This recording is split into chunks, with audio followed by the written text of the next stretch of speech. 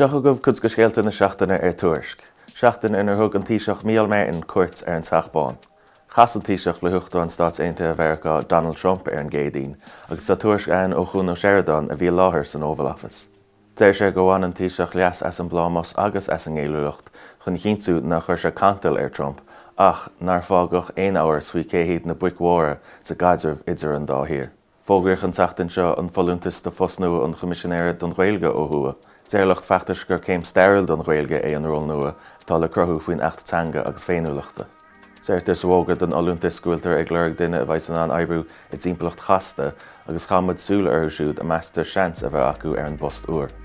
Pléich cuirt an tíisí ar Washington san agran is séanaí de fodthríle Tuairisc go bhéal atá ar fáil inis. Na hábhar eile a nearnach pléarthú bhí an chlár upfront le Katie Hannon a craolach ar RT an seachtain seo inar chur agus cúitimh faoi chás na Gaeilge. Seans gur curach cuid go phobal na Gaeilge ag ascanaí nar chuaila siad cuid go na hargúnsaí aineach a gcuine natanga sa glár, ach téitoch go nearna sé maithastómh. Bhí na seos a bhí bheagliocht dún ina halt go bhhéitoch faoise bheith le fáil as a bheith ascanaí, agus é léire ag luchtaide gnásaíon pín nar chuir an duine racht bra ascanaí as.